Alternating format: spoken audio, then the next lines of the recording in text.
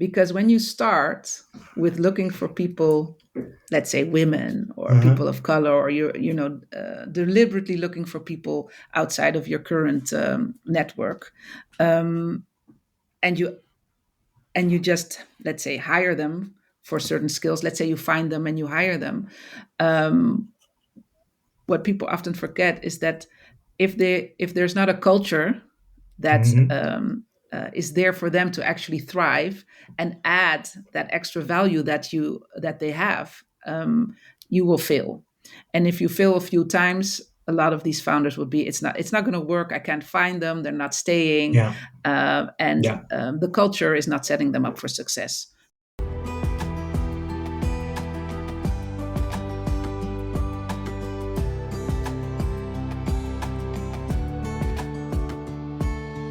Welkom bij Women Disrupting Tech. Mijn naam is Dirk-Jan Hupkes en in deze podcast ga ik op ontdekkingsreis in de wereld van vrouwen in de technologiesector.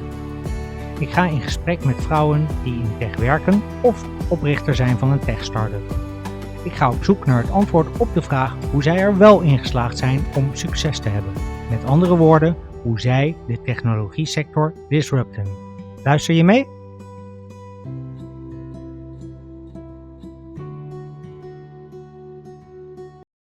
Hey, welcome back. Thank you for listening to Women Disrupting Tech. This podcast is about making the case for more diversity, equity, and inclusion in tech. And so far, we've dealt mostly with why DEI in tech is important and what current issues are that DEI in tech is running into. But at some point, we need to move to a stage where these issues start to be resolved. A stage where DEI is a regular part of doing business in tech and where people start putting their money where their mouths are. Now, on the 23rd of November 2023, the first DEI in Tech Summit will take place. This event is organized by diverse leaders in tech, Booking.com, Google, and TechLeap. And the theme of the summit is exactly how we move beyond the why and find the how. To discuss this important topic, I asked none other than founder and director of Diverse Leaders in Tech, Ingrid Tappin, to join me for a rich conversation about diversity, equity, and inclusion in tech.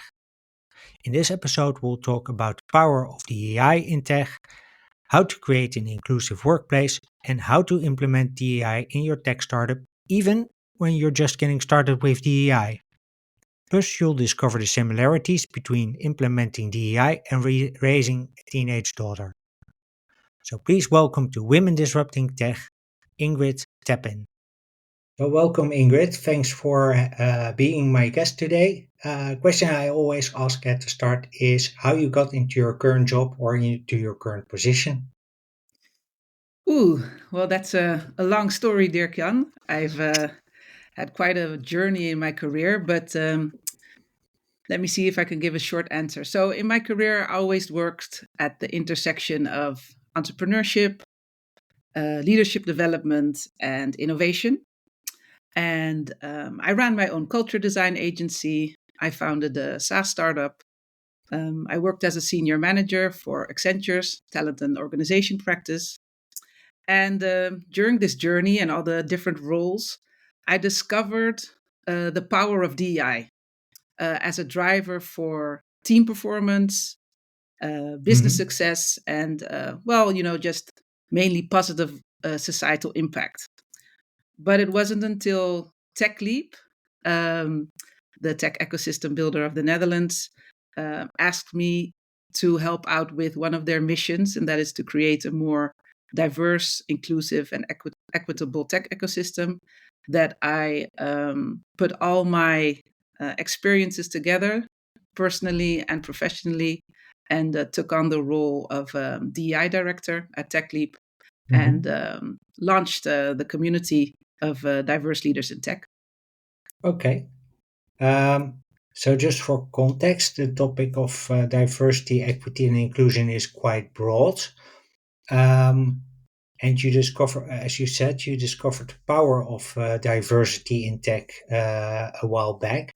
Can you give some examples of what diversity, equity, and inclusion then means, just for the man amongst us.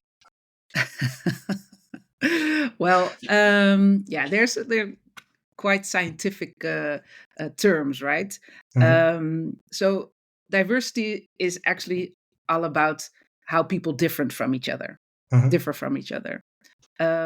Equity is about having the same opportunities without having to uh, look at where you come from, what your mhm, background is, and that you have a system and a structure that gives everybody the same opportunity. So your identity should not determine the outcome of your mhm. success. Yeah. And inclusion is about having a space where everybody can voice their opinion and Uh-huh. there are equal opportunities to develop, for instance. Uh-huh. In the context of tech, I Yes. would say inclusion is important because you want to make sure that when you hired people Mhm. and you're working with teams or building teams, that you can be innovative, Yes. right? Yeah. And to be innovative means that you sometimes say crazy things, come up with a crazy idea, or want to try something that's never been done before, or want to Yeah. test an assumption. Um, and that also means you have to have a space where you feel safe enough that you can share a crazy idea. So it's really important for tech organizations to make people feel safe enough to bring their whole selves to work, speak up, the core psychological safety. And then the second part, I would say, if you have an inclusive organization, you will reap the fruits of diversity. And diversity is about having people with different lived experiences, Mhm. so and different ways of thinking, and bringing that to the table is where innovation, yeah, flourishes. And I think that in the context of technology and where we're trying to solve big problems in the Mhm. world, you cannot live without it. You need the brain capacity Yeah, of those people. you. But, I mean, but yeah, you need all the bright minds in the world at the moment uh-huh. to solve the problems. And Yeah, right. if you only have the same type of people working on the problems, you won't get the best solutions. Yeah. And even if you do have diversity, but the people who are maybe different from the norm don't feel safe enough to be themselves, you will Mhm. not reap the fruits of the diversity Yeah. that you have. So basically, you need a couple of things. You don't only need, let's say, people with from diverse backgrounds, but you also need to have a climate in your company that uh, where they feel safe to voice their own opinion without fear of being punished or Or laughed at. laughed at, Exactly. So, I mean, it's unless like they when make a you, joke, of course, yeah, because I mean, it's like when you walk into a room and everybody there doesn't look like you. Mhm, You tend to protect yourself a bit. And as in mhm, Dutch, we say, de kat uit de boom kijken. yeah, And you try to adapt to the social norms. And you are looking, okay, what do people get punished for here, and what do people get recognized for here? And there's a chance that you will think, hey, but I'm used to doing this and that outside of the room, or mhm, behaving or saying things differently than people are doing in this room. And it's not until the people in the room say, hey, but we're welcome you not only to this room so that you can be here yeah, in our space, but we also want you to contribute to changing this space. yeah. And that's what inclusion is about. Okay, clear. So there's, if I understand correctly, there's different ways of looking at diversity even. So there's, let's say, male, female, which is the obvious one. There's, and besides gender, there's, I guess there's religious background, there's race, probably. Uh, can you name a few of those concepts that I haven't named, and also describe why it's important also to have diversity, not only men and women, but across the board. yeah. Yeah. So working in the tech industry for almost 20 years, I noticed that when we speak about diversity, we indeed what we actually are talking about is gender diversity. Yeah. So making sure that we get more women in C-suite positions or Mhm. in management teams, etc. But if you are talking about women, are we talking about white women? Are we talking about women of color? Are we Mhm. talking about people with a migration background? That matters. Mhm. Why? Um, when we're talking about gender, are we only talking about men and women, or are we also talking about non-binary people? Are we talking about sexual orientation? Mhm. So all those things are parts of a diversity because they uh, make us different in that sense of how we experience life, or how we Yeah. have or how we look at certain things in life. Um, the way we think, how the way our brain works, is also something that makes us different from each other. Mhm. Um, there's a lot of talk lately about neurodiversity. Mhm. So let's say the norm is to be neurotypical, but you also have people who have an autistic brain, Mhm. or who have ADHD, or who are gifted. The Mhm. ways they think about problems, um, But how also the way they they experience discussions is different. exactly. At least that's Um, my experience with it.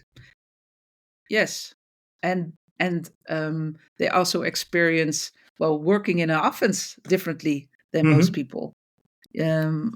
My daughter is autistic, and for her, learning in school, she Mhm. needs literally a different room with less sounds around her to actually be able to read a book, for instance. Yeah. And if you look at the workplace, these are also things that uh, companies should take into consideration. That if you want to have all these different aspects of people working for you and working together, you might want to consider that you don't only have open workspaces in your Uh, office. I was about to say for your daughter, probably an open workspace is sort of counterproductive. Yes, yes, it is. Yeah. And it's also a very uh, helpful for her to be able to express what she needs Mhm. without people thinking it's strange that she needs to wear a headphone, Mhm. needs to wear her headphones during, let's say, a test or something like that. Yeah. How do you help her do that? I mean, you're raising a child, so you have the opportunity to help her voice her opinion, to Yeah. really come up for her own interest. Yes. How, Well, she's a teenager. She's 14 years, so it's uh, quite a complex uh, situation when you are discovering who you are, who you want to be, and being part of a. Everybody wants to be part of a group, mhm. and especially when you're a teenager, you don't want to be different. You want to be the same You as want everybody else. you want to fit But in in. her, yeah, you want to fit in. But in her case, I really try to um, make her conscious of that. What makes her different and unique Mhm. are sometimes challenging for her, but they also give her special strengths. Yeah. And so, how do I help her? It's a good question. I talk a lot about how she experiences the world, so I Mhm. can understand her better. And Mhm. I hope try to give her the language that she needs to explain to other people what she needs. Um, and I try to instill a certain pride in her, that she can be Yeah. proud of who she is, and that she has the right to take in space, and she Yeah. doesn't have to make herself small to be accepted. Uh-huh. Yeah, I think that's important. Is that also something that, let's say, colleagues and managers should do? That type of behavior, like Definitely. helping women not play small, and even men with, let's say, an autistic, who are on the autism spectrum, or who have ADHD, to Yeah, really give them a safe space to allow to voice their opinion and to be yeah. themselves. I think that an important part of being in this case, an inclusive leader, Hmm. looks a lot like being a parent. Yeah. Um, and one of the habits that I think are most valuable in being inclusive in the workspace as a manager or leader is to lift people up, and not just give them compliments for the compliments, but Hmm. really look at, okay, what is Dirk Jan doing here that's really Dirk Jan, Yeah. and noticing that, and mentioning that, and recognizing you for what you bring to the table, Hmm. um, and not just to make you feel special, but to make you feel seen and valued for your unique self. Yeah. And also, not only looking at the differences, at the same time also trying to find common ground, and seeing where do we not differ, but where are we the same. Yeah. So, you know, you and I, we don't look like each other. We No. have a problem. We have a different background, Yeah. and if two people would see us together, they might say, well, these two, they don't have anything in common. But No. when we have a conversation, and we are truly interested in each other, we might Hmm. discover that you, and I'm guessing here, Dirk Jan, Yeah. maybe I'm making assumption, that you know a lot about neurodiversity. And you might discover that even though I am very extroverted and like to be around people, I also Mm. know a lot about neurodiversity. And that's something that we could talk about and relate to. So I Yeah. think inclusiveness is not only about recognizing people um, for how they differ from you or the norm in the group, but Hmm. also trying to build a commonality so that you can see each other as people Yeah. And and also human as beings. teammates. Exactly, exactly. I actually want to shift gears a bit, uh, because there's a clear business case for diversity, equity, and inclusion. Uh, Teams perform better, are more innovative. Even financially, they are doing a lot better than non-diverse teams. And still, the topic, at least in my mind, is still somewhat on the drawing table. Yeah, Uh, how can we get it? Why is it still on the drawing table, you think? yeah, it's a good question.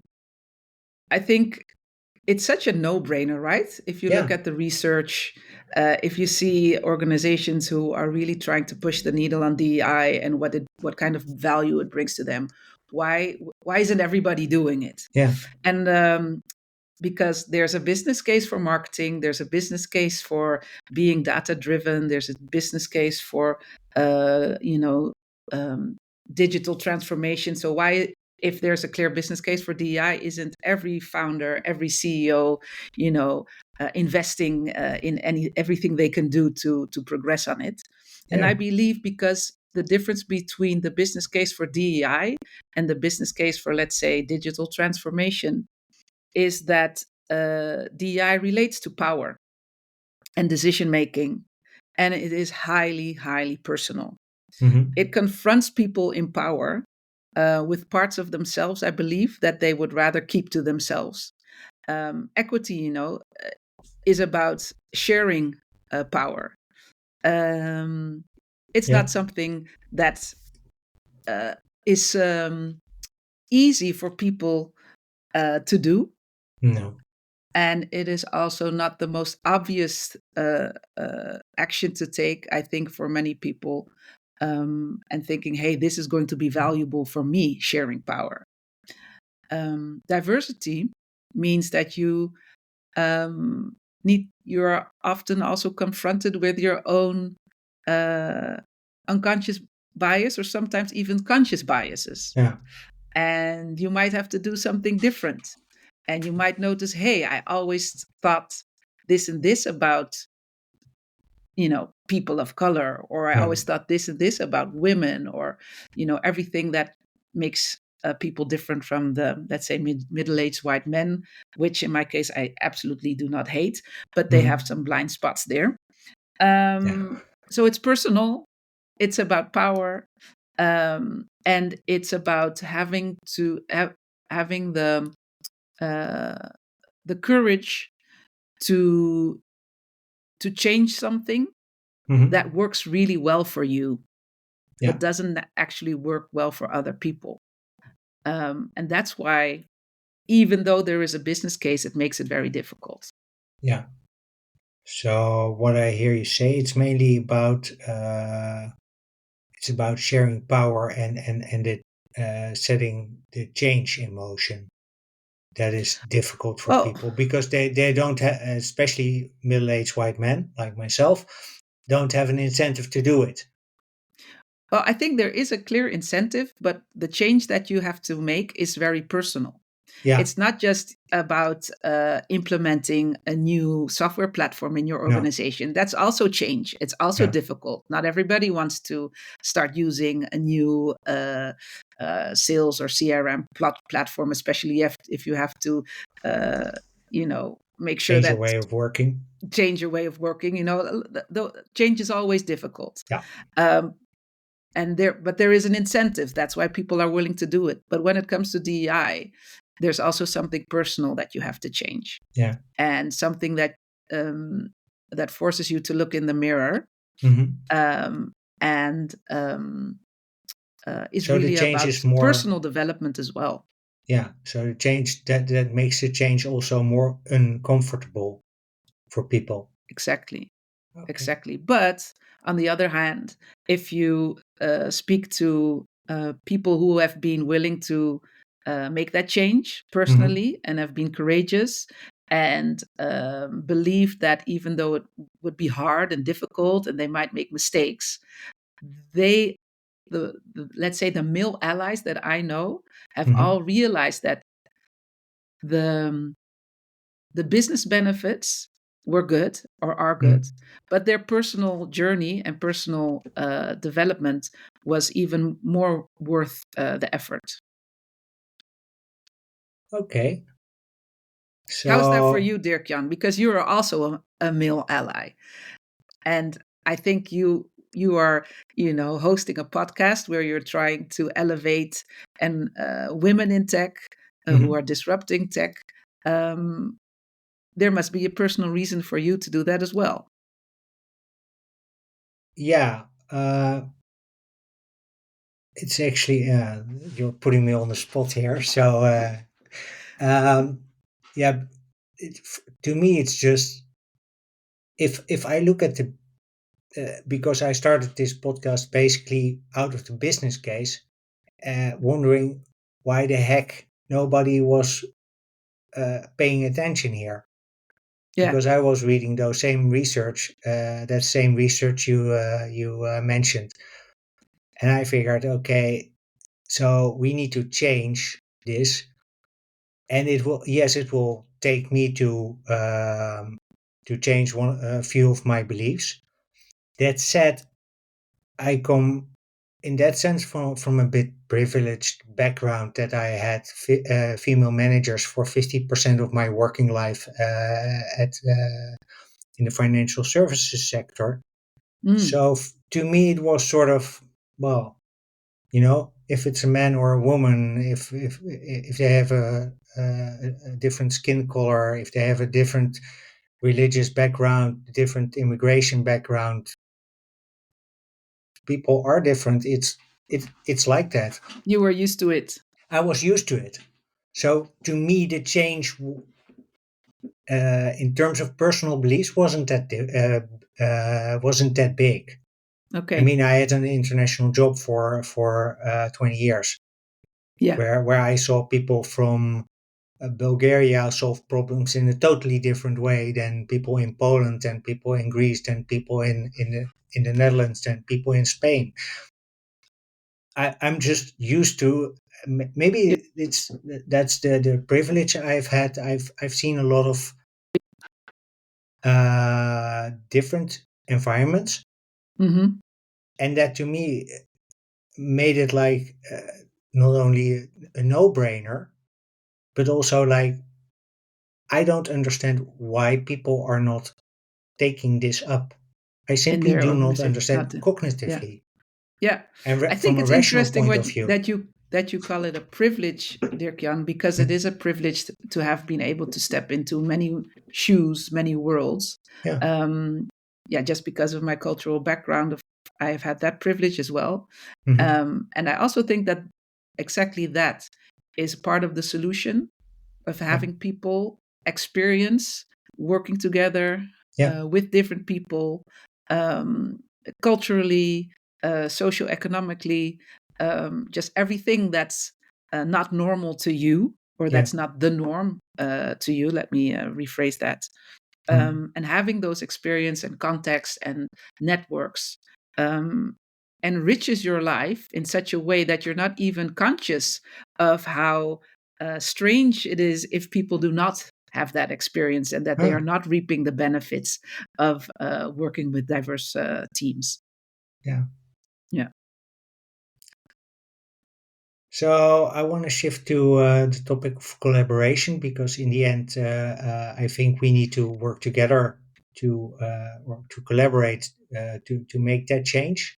To make, I'm not going to say to make the change easier because it will not be, but to make it smoother. Yeah, as we say in the Netherlands, many hands make an easier task. Yeah. Um, so when it comes to topics like discrimination and sexism and racism, how can collaboration help make that a thing of the past? Well, I believe that it is extremely important that every group of people that are directly or indirectly confronted with the things that you just mentioned, Mhm. discrimination, for whatever reason you are being discriminated, can be your sexual orientation, racism, or sexism. If we come together, so if you bring again, we talked about the different types of diversity. We actually Mhm. talked about intersectionality. If you bring that together, you you can empower each other Yeah. from your lived experiences, realizing that you're not the only one, but also Mhm. learning from how your peers, your leaders, your colleagues have overcome certain challenges, how they build resilience, Mhm.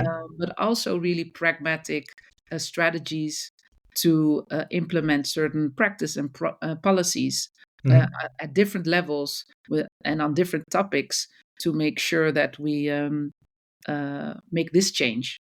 Yeah. Because we've been speaking about DEI in the context of business, Mhm. and of course also that it is personal and it's about power, but it is also about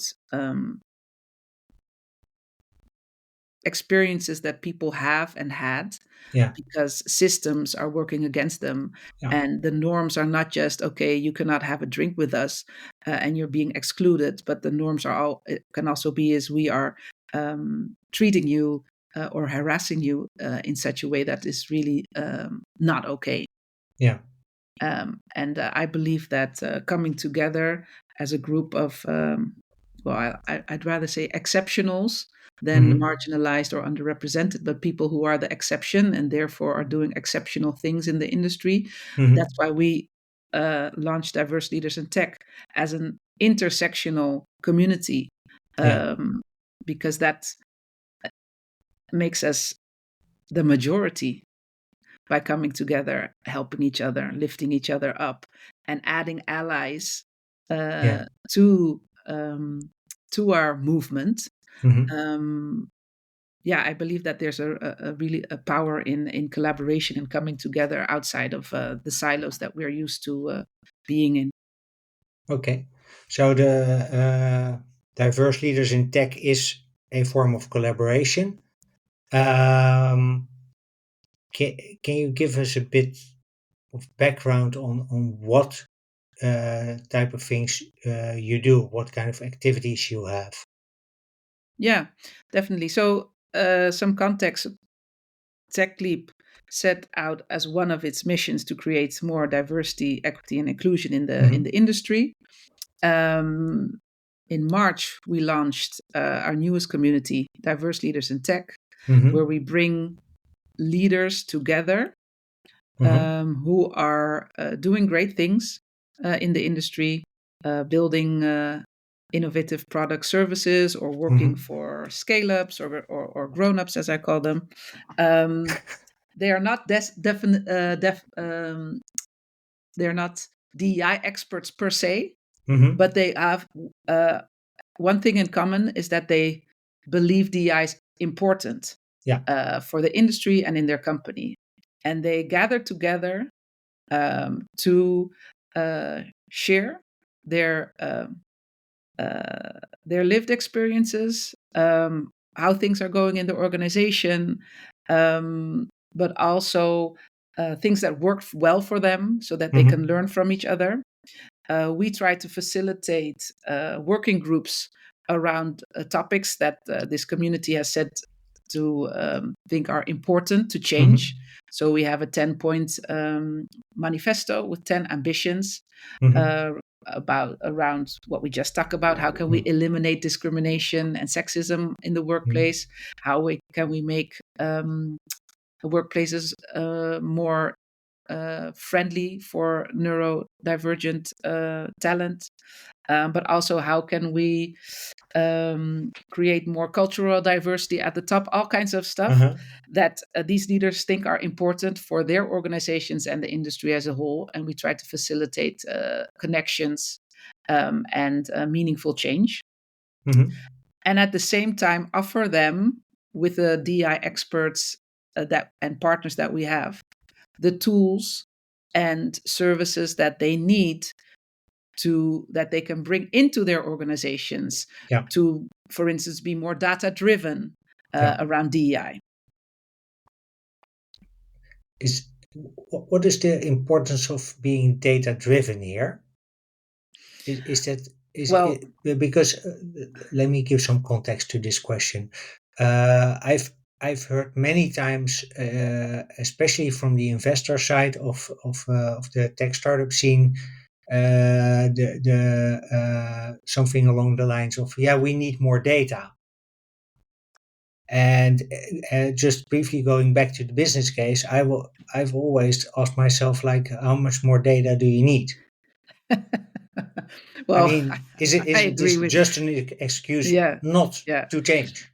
Yeah, no, so I'm talking about a different data driven. Uh, So I think the data around the business case for DEI and asking for more proof that it matters yeah, is outdated.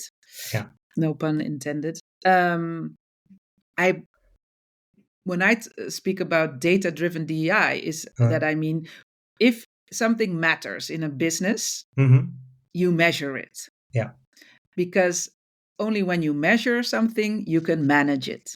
yeah, So data driven DEI is not about doing research why DEI hmm, is important, but hmm, doing research about how can we make progress and hmm, knowing exactly where your bottlenecks are within your organization, because uh-huh, there's not a one size fits all. If you yeah, are a startup with let's say 50 employees and you have made a few steps in, putting DEI on the agenda, Mhm. um, and you've hired a lot of women, and you've been really intentional about cultural diversity, but you see people walking away after a year and leaving your organization, you might want to take a closer look at your employee engagement survey, Yeah. and look, okay, what are people saying, and who are these people exactly,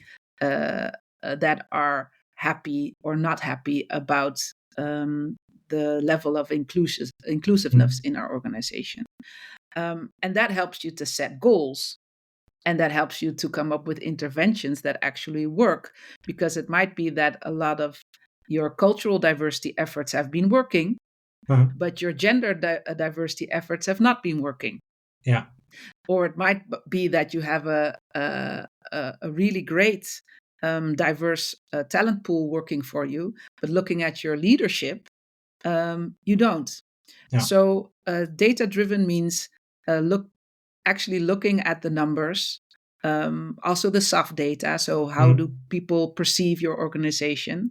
Mhm. Looking at the composition of your organization, how they relate to certain other data points, Mhm. and defining what DEI means for your business, and then frame a strategy for it, Yeah. and making people accountable for executing on that strategy and creating tangible results. Okay. And then also you can use the data to, yeah, I don't know how to phrase this correctly, but to quote unquote enforce the accountability, to really have a discussion, about, okay, we agreed Yeah. that we would do this, but we're not there yet. How do we get there? Yeah, What exactly. happened, Yeah. and how do we solve it? Exactly. So if you have defined there is a problem that you need to solve, and you come Mm-hmm. up with a strategy, and you give some people, the responsibility to execute on that Mm-hmm. strategy, and after, let's say, 3 months, you go, how have we been making progress? And you discover, well, we've been making progress here, but not so much here. Then you Mm-hmm. can really see where is it going well, where is it going wrong, what can we improve, and what should we keep doing, Mm-hmm. instead of just having a meeting and say, hey, it's important, guys. Um, let's make sure that we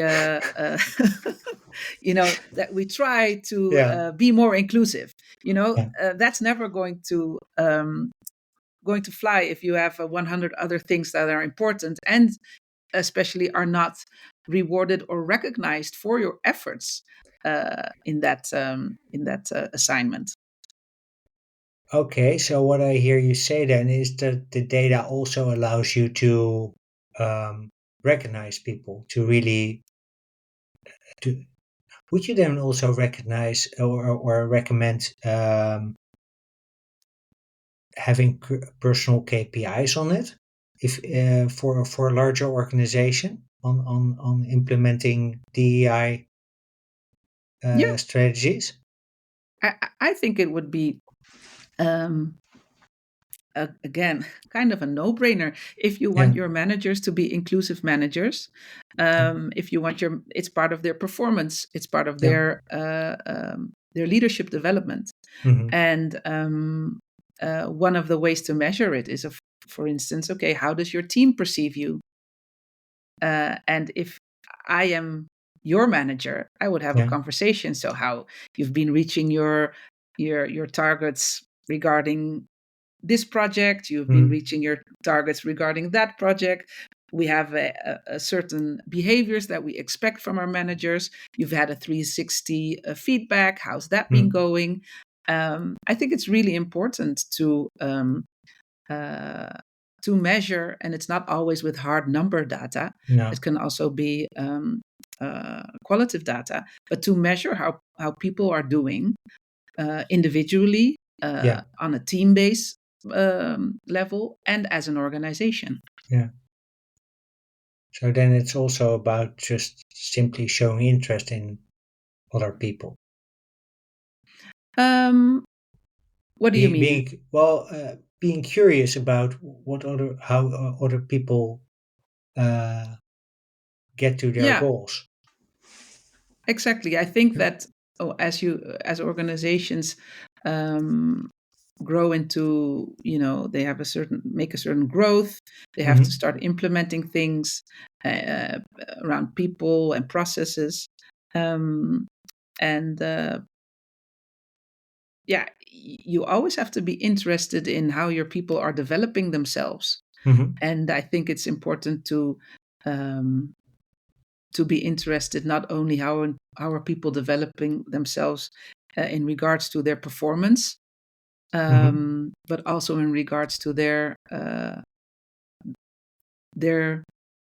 leadership Yeah, well, skills, yeah, and and in well-being. regards to the well-being of the people that they are leading.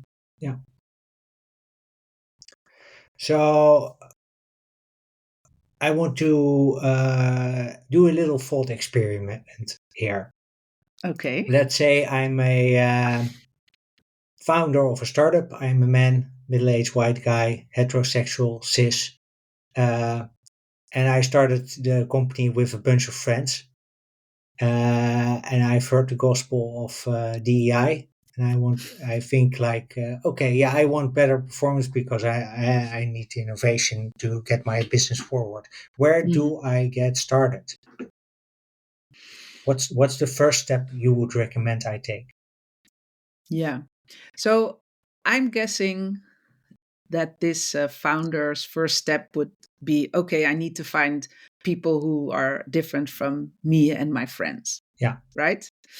I would say that might be your second or third step. Your first step would be sitting around the table with your friends, Mm-hmm. with your founding friends, and having the conversation. Do we have a culture Mm-hmm. that is open and safe enough to add people who are not like us?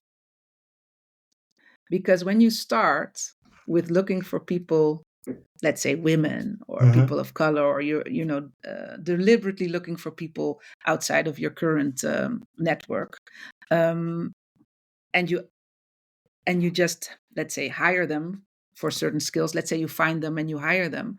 um, what people often forget is that if there's not a culture that Mm-hmm. is there for them to actually thrive and add that extra value that they have, um, you will fail. And if you fail a few times, a lot of these founders would be, it's not going to work. I can't find them. They're not staying, Yeah. and Yeah. the culture is not setting them up for success. So that would be that would be the step one. Look at your culture and Yeah. have the conversation, and also realize that it means something for your culture. You Yeah. know, being that your whole team is willing to say, we're not going to hire for culture fit, because that means that everybody's going to have the same values as we have, and the Mm-hmm. same mindsets and behaviors. We're going to hire for culture add, and that means that our culture is going to change, and are we willing to make that change? Yeah.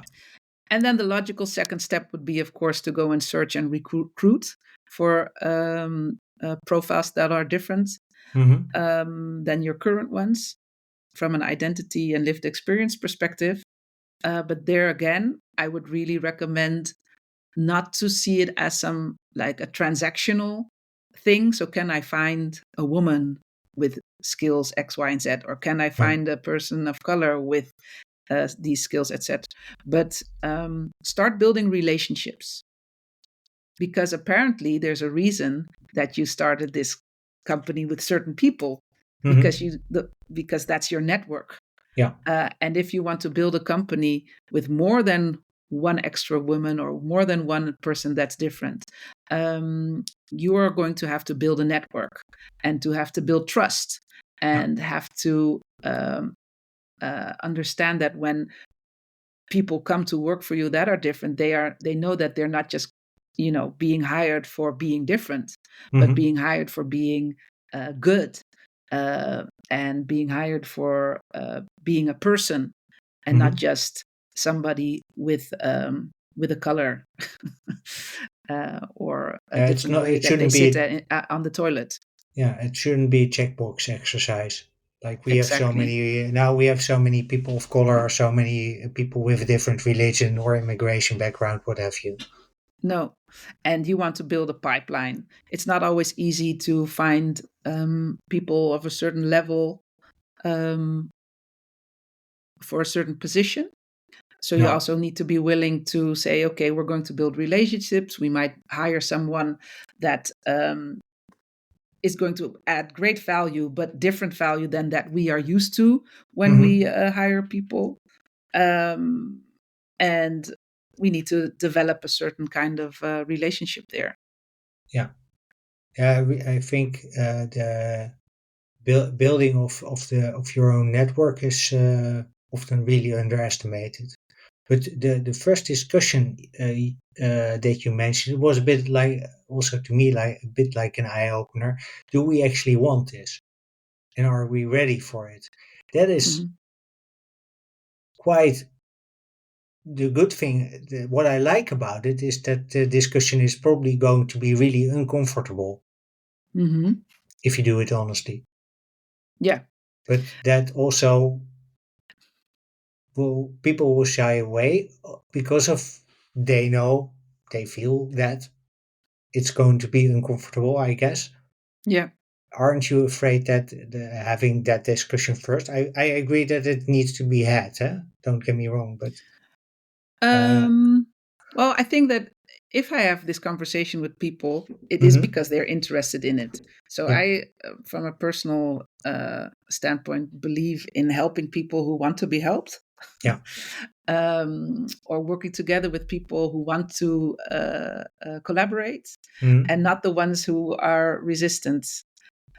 So if you look at, the front runners, mhm, um, they are already making great steps. They are interested in not being convinced anymore about mhm, why it's yeah, important, but they are really interested in what they need to do and change yeah, and develop to make this change. Um, I focus on those people, and me and my team yeah, and all our partners in the ecosystem focus on these people. Um, and try to help them overcome the difficulties that they do have, but are mhm, really open about and willing to talk about, and who are mhm, willing to have the difficult conversations and the discussions and the difference in opinions and strategies.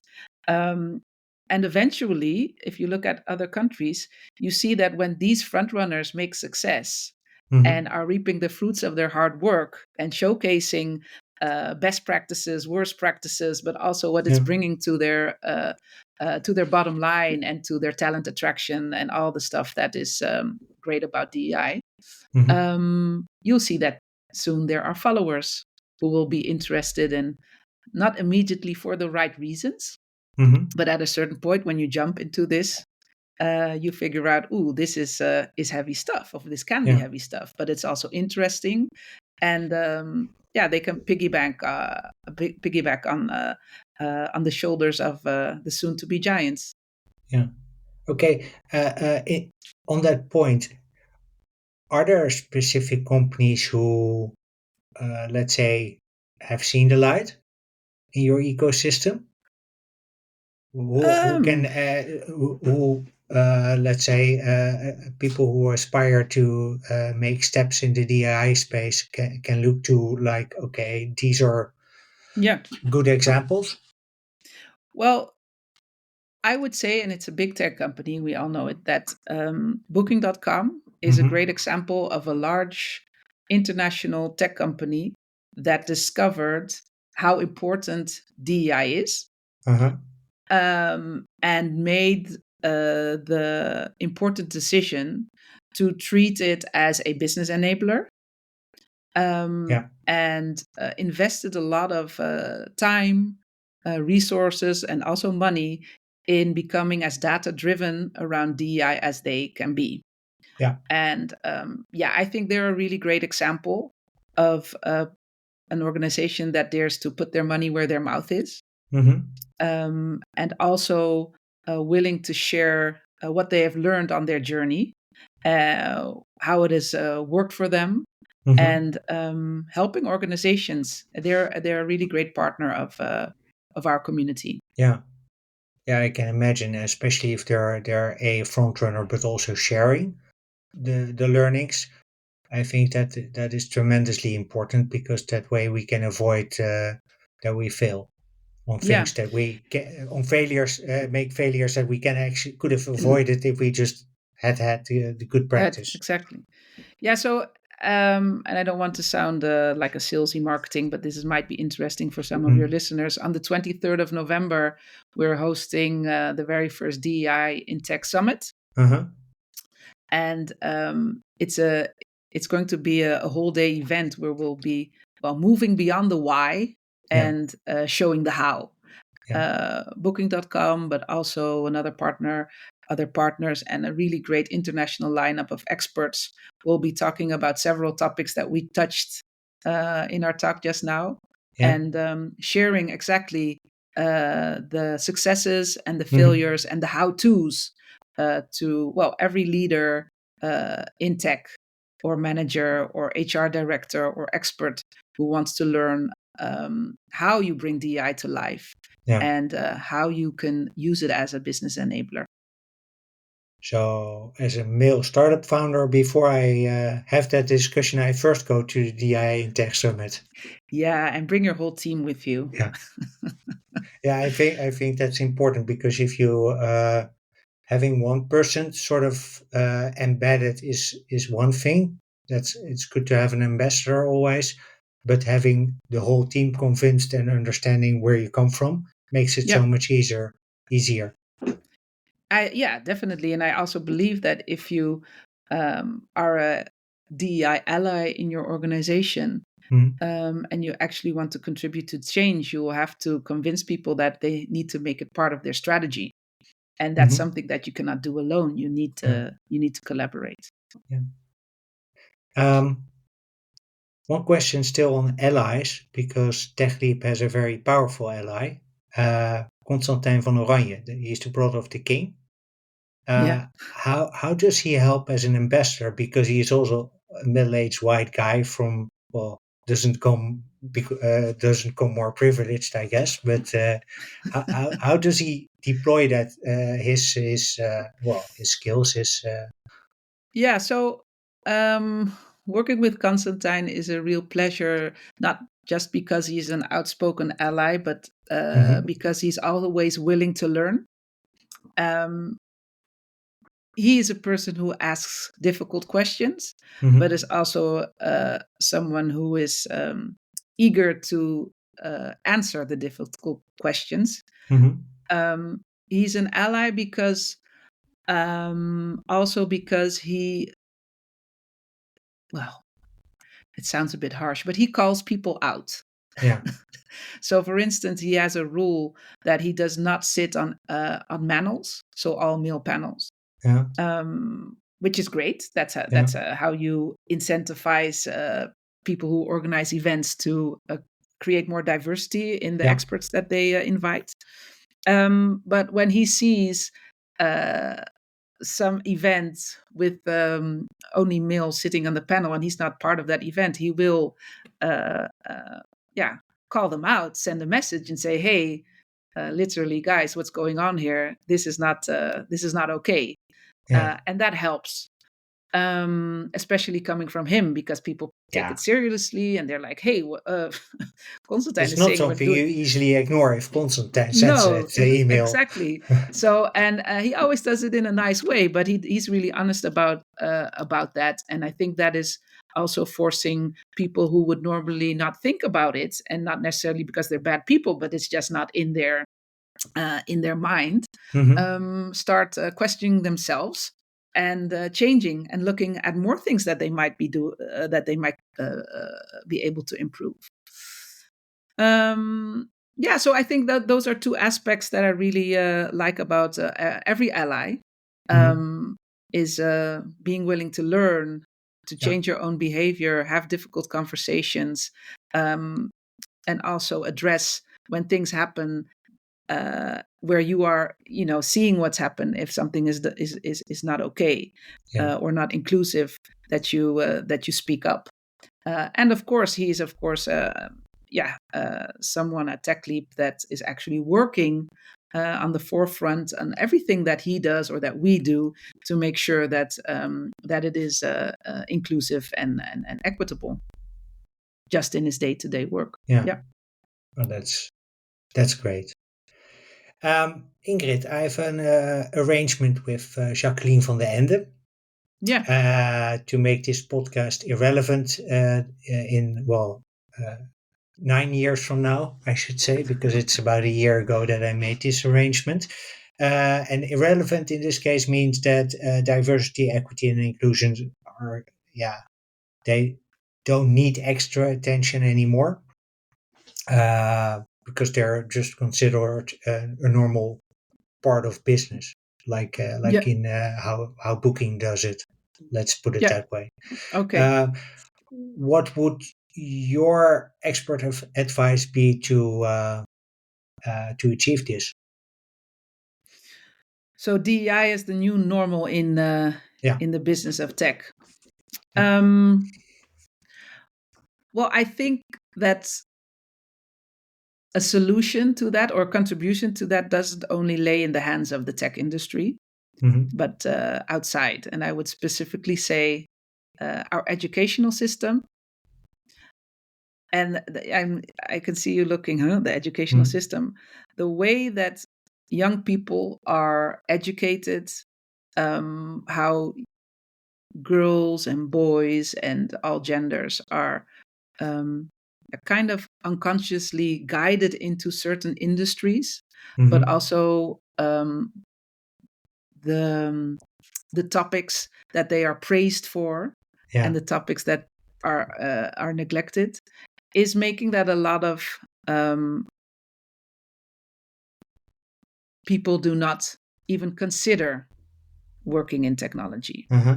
And our educational system and the way that you can progress in education and how networks are not connected also is excluding people, not deliberately, but from a Hmm. young age to work in this industry. So I think that there's a responsibility there of Okay. for everybody who's working in education, and because if we change that, I do believe DEI in our industry would be the new normal, because Okay. more different kinds of people would be using their talents Hmm. to work on innovation. And the second industry I think that needs to take responsibility is the media. Hmm.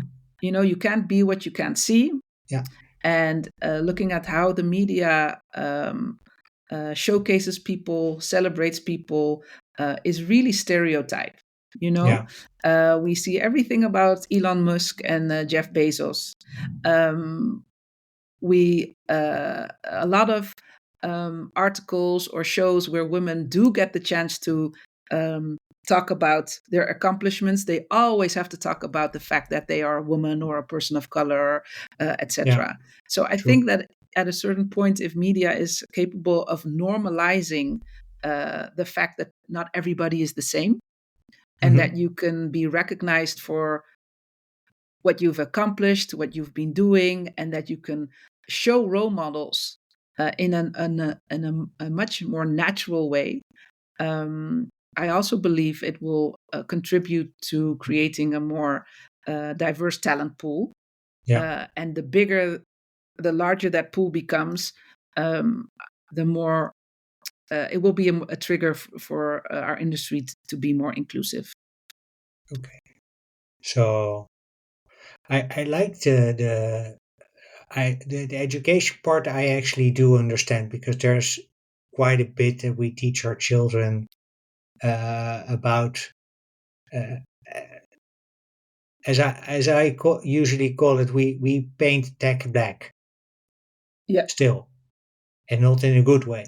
So tech is still considered dirty and still considered unsafe, and that's sort of, if you are raised with that concept in mind, then you're going to, because of confirmation bias, you're going to look for confirmation that this is actually true, Hmm. and then you will see examples, the bad examples highlighted by also again by the media, in the newspapers and on social media, and you'll be confirmed in your belief that, hey, tech is not for me as a woman. Yeah. So that part I wholeheartedly agree with. So and the media, yeah, we need to normalize it. So Yes. that's my task for the next 9 years to normalize. Well, you're Not already doing a great job, Dirk-Jan. At a certain point, you will keep on having this podcast, but we'll be talking about something else than DEI. Hopefully, well, I hope so. different topic. Yeah. So, Ingrid, thank you very much for this wonderful conversation. Really appreciate it. Thank you for Also, having all me. the insights.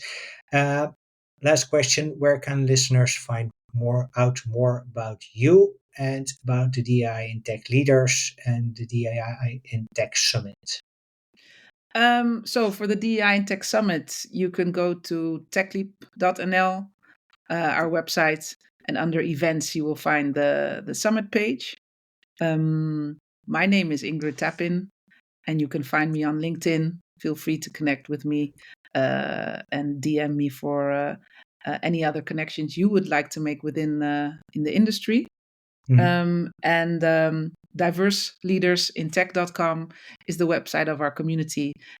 So if you're a diverse leader and interested in contributing to the movement and connecting with other inspiring leaders in tech, I would say sign up.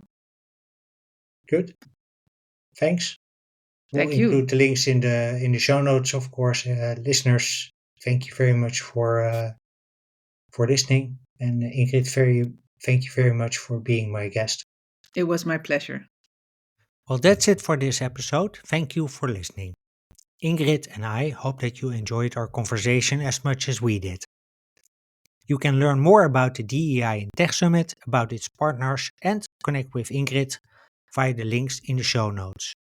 And as usual, the show notes are published at womendisruptingtech.blog. When you're there, please don't forget to join the Women Disrupting Tech community. This gives you early access to blogs and new episodes that go on air, but also can give you exclusive access to events that we organize. If you want to hear more episodes of Women Disrupting Tech, you can do that on the website, but you can also decide to follow the podcast on Spotify, Apple, Google, or Goodpods. If you do, I'd appreciate it if you gave the show a rating or a review, because that way you help other people find the podcast.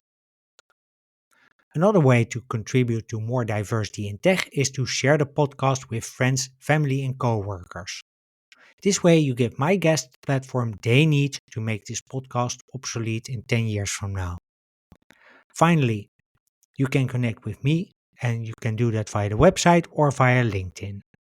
On LinkedIn, simply look up my name, Dirk-Jan Hupkes, and you'll find me. Thank you for listening, and I hope to see you in the next episode.